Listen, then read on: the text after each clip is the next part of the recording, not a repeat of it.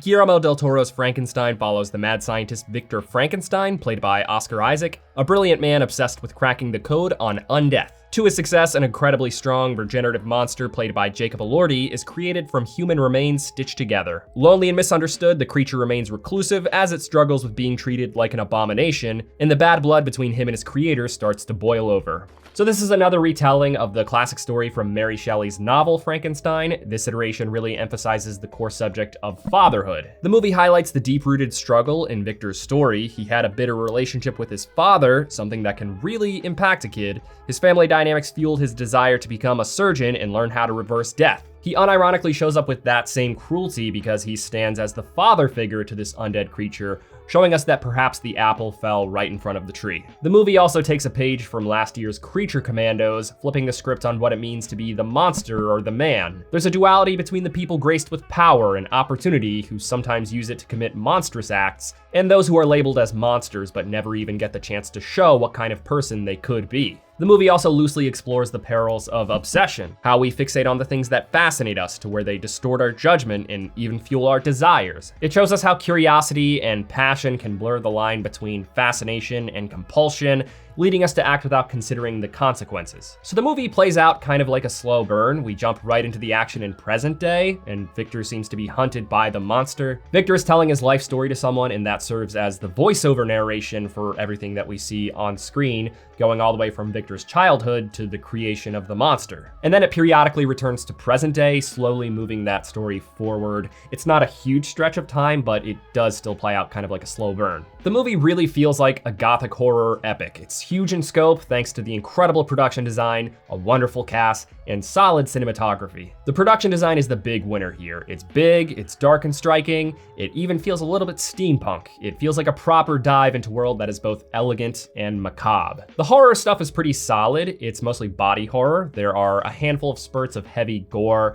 It's mostly when Victor is in mad scientist mode. The creation of the monster has some pretty memorable scenes where there are just limbs and blood everywhere, and you can even see the body he's experimenting on with its back sliced open. There's not really any other horror elements, so there are no like jump scares or anything. It's really more of a horror themed epic than it is a traditional horror movie. I'll just come out and say that the movie's pretty solid, but there are enough little things throughout the movie that it kind of just feels like a paint by numbers movie for film critics and cinephiles. I feel like everybody is gonna say something about the movie was lacking and it's gonna be different from what other people are saying. For me personally, it is the horror stuff. It's got a cool little pocket of blood and gore and it's got some action, but overall, the movie feels like it could have been more sick and twisted. The movie is otherwise an interesting dramatic piece. Victor is the star of the show for the first 90 minutes, and that's where the movie really shines. I mean, he has an exciting story where he's experimenting on human remains, and the relationships are interesting. His dynamic with Elizabeth, played by Mia Goth, is what really made for the character conflicts, since his feelings toward her impact the dynamic he has with the other characters. Victor is not the most riveting protagonist, but he's also not completely despicable, and they really landed on the sweet spot there with him because we're not supposed to like him. He's a monster at heart, but we're also following him for the bulk of the movie. And given the nature of the story, we need to understand him and root for him a bit. So all things considered, he's a solid protagonist and Oscar Isaac delivers. Seeing as this character is a mad scientist, it feels like there was some room for him to be a bit more deranged or disturbing. But given the material he had to work with on paper,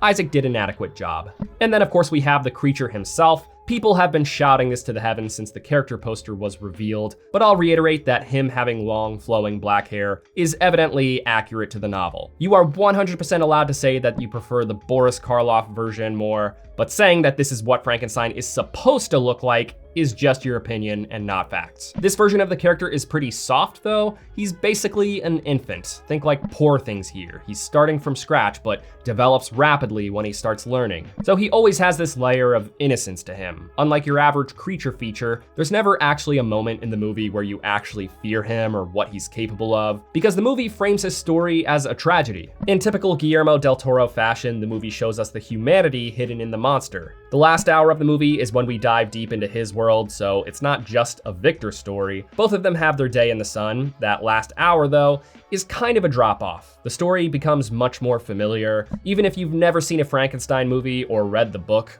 you can probably see all of the events coming because the story is a bit formulaic. That's arguably because Frankenstein influenced 200 years of other fictional works that have collectively made those tropes formulaic, but that doesn't really change the experience for us viewers. Jacob Elordi did a good job here. You definitely get glimpses of Jacob in those prosthetics sometimes when he's speaking softly, but when he's doing more than that is when he really shines. While I do like this version of the character, I could see it being kind of divisive, simply because he's not that scary, not in his behavior, nor really his appearance. His skin is pretty smooth looking and honestly, kind of just looks like it's painted on. So there probably was some room to make him look a bit more intimidating or gross. All things considered, it's a solid performance. And then with the supporting cast, Mia Goth was the standout. She plays Elizabeth Lavenza, but some of you might be familiar with this character's other role. She's a big player in the monster story, so the time we spend with her during Victor's, where we actually get to see what she's generally like, what her fascinations are, and how she sees the world. All of that sets the stage for when she meets the monster. The two of them have an iconic connection with each other, so I can't help but feel that there could have been more of them together in this movie. They have the time together that they're supposed to, but perhaps there could have been more time spent between them that breaks the mold of how we'd expect their dynamic to play out. There's just nothing really original or subversive here. So yeah, the recurring criticism is that there could have been more blank. That's me acknowledging that the things were good, but they could have just been dialed up more. So to top that off, the biggest criticism in that category is that there could have been more time spent between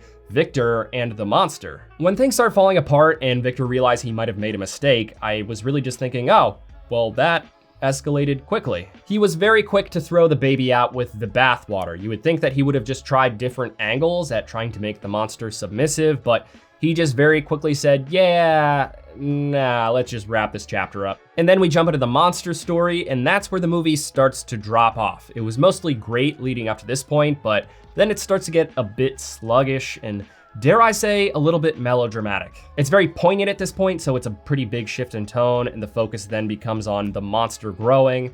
That all feels obligatory, but the somber tone and the subject matter kind of overstate its welcome. And again, it's just kind of predictable. And then the falling actions are where the melodrama starts to seep in. When the movie should have been compelling or heartrending, the tone kind of just made those events feel sappy, especially with the ending. And lastly, the CGI is not always up to par. Maybe that's because Guillermo is just the king of practical effects. Maybe he just doesn't care quite as much about CGI. While there are plenty of moments where the CGI is very good, there's just a couple moments where there are explosions or characters being blown away, and they looked quite mediocre. Criticisms aside, it's a solid movie.